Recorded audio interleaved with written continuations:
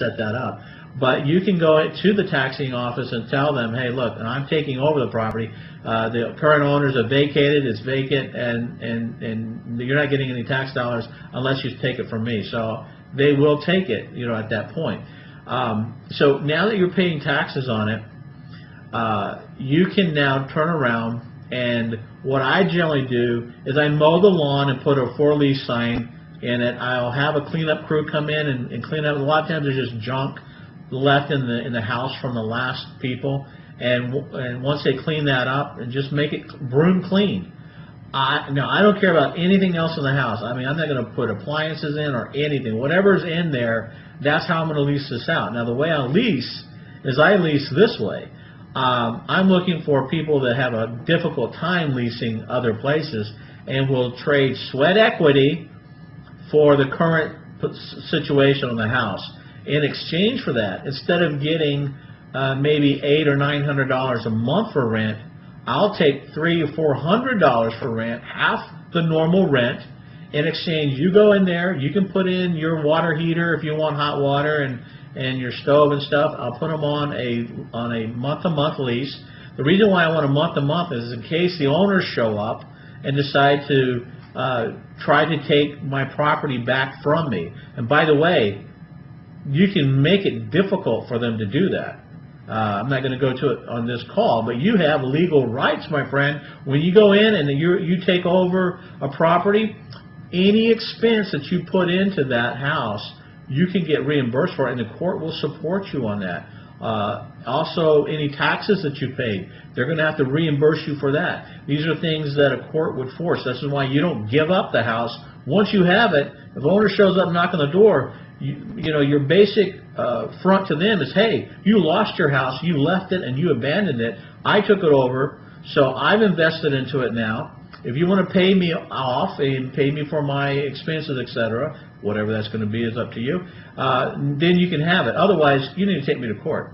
All right. So if it goes to small claims court, which is usually where it ends up at, you can actually go in there and get a lot of money back, all the money you put in plus a profit, because you have maybe done some things to the house, etc., to protect it. Now, generally, it's limited to what would protect the house itself.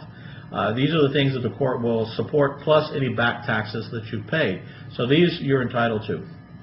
Okay, so here's the deal. They hardly ever show up. Of all the houses that I've taught people to go and buy like that, I've had one person come back and say, hey, that's my house. I just left it, and we're going to get around to renting it and taking care of it and everything. I've had one person out of all these houses that we've done this to come back. So you can see your odds of being able to keep that house from now on are really in your favor tremendously. Okay, now I talked about if we pay back taxes, it's 5 years. Now, why would you pay back taxes? Because oftentimes these houses, if you don't pay the back taxes, obviously it's going to go into the sale. So here's what you do. Instead of paying the back taxes, what you do is you go down to the tax office, and let's say this property, there's $3,000 in back taxes owed on this property. What you do is you say, I can't afford to pay all of that property tax at one time. Can you put me on a payment plan? All right? And they're always going to put you on a payment plan if you just tell them you can't pay it all at one time. So now you can get payment plans where, $3,000, they'll give you a payment plan something like $100 a month. I mean, usually it's so small, it's crazy. So if you're renting the property out for $300 or $400 a month, and your only expense on it is $100, that's clearing you $300 a month plus a free and clear property that is going to be yours in 5 years, that now you can flip, like if you're in Texas. If you're in some other states, it's different. It goes all the way up to 20 years, by the way. But who cares? Let's say you have 10 houses that this is happening on. You're building up equity over the next 20 years, and now you're going to have a really nice retirement. In the meantime, you're building up an awful lot of monthly income. And it's not like, well, if they move out, guys, this is the problem with a lot of rentals out there. If somebody moves out of your rental and you've got a mortgage on it, let's say your mortgage is $600, you're renting it out for $800, $900. If somebody moves out, it takes you 2 or 3 months to get somebody back in there paying again. You know, that just wiped out all your profit for the whole year. And, you know, you're not making a profit, you just got a headache on your hand. But if on one of these houses somebody moves out, you can move somebody in there immediately. I mean, they improve the property most of the time. They improve the property. All right, so now you can actually up your rent some more, and it doesn't matter because all you've got is $100 going out, you know, on the payment, and that's only long enough to pay the back taxes. So look, when you paid off the back taxes, that thing is just free and clear after that, and then you're making 100% on your lease payment. So if it started out at $400, they improved it. They stayed there 1 to 2 years and moved out. Your property taxes are paid for, and also on top of it, and guys, you know you're not going to just pay the $100. You're going to pay that property tax off fairly quickly, so you get yourself into a real positive cash flow. So now if they move out, you've got a much improved property. Now let's say you get $600 or $700 for that same property. That's free and clear money coming in every month, like a slot machine. Well, it pays better than a slot machine, doesn't it?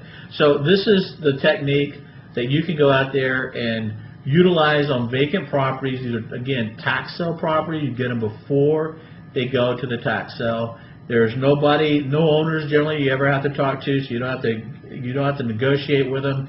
You don't have to get into the rifts that I got into before I figured out the rest of this and just stop that. You know, again, you know, sometimes things fall in your lap, you're going to run with it, right? But if you have a really nice system, you can play that system. You can run that system for a long time.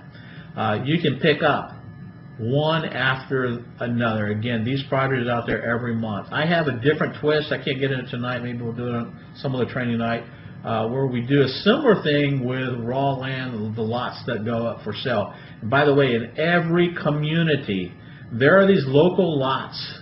These are like little home lots that are just dotted around the city. A lot of times they're lots in the older part of the city. Sometimes they're in the newer part.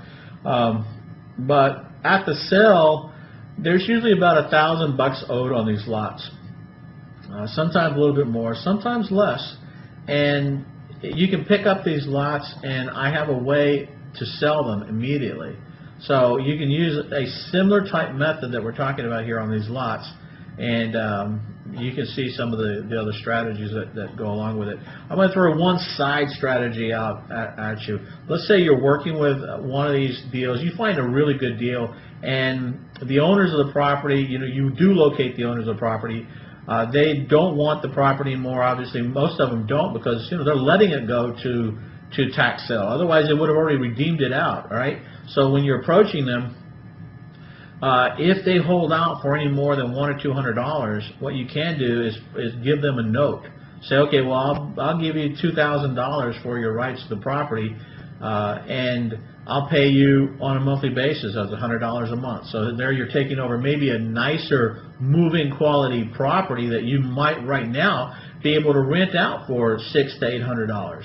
All right, so you know there's all kinds of ways to go in there and buy these properties, and they're, again, like I said, they're everywhere, and they've been around forever. Again, I ran into this, and this is what I was doing in 1987 to bring myself back out of the deal. I'll throw on one more. Okay, there's so again, usually I say this stuff for our members area, but another way that I made money doing this is once I picked up the property.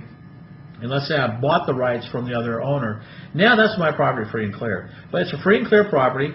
I own it now outright. And I can go down and get a loan, an improvement loan to fix that house up. So I immediately made myself a subcontractor so I can take the profit on that. And so you can go out, get yourself a loan, have you fix up the property, get it rented out at a really nice amount, and pocket about half of that loan at the same time, which the tenant in there is going to pay off, and plus give you a positive cash flow. So you're making money every way around this deal that that can be possibly made. And again, folks, these are methods that not only I have used, I've created some of them, not all of them, but I have certainly taught this to a lot of people as well, and they've gone out there and made money. So can you. Well, tonight, before we go any further, what I wanted to do was talk about real briefly before we go into your Q&A. So if you have some questions, I'll take your questions.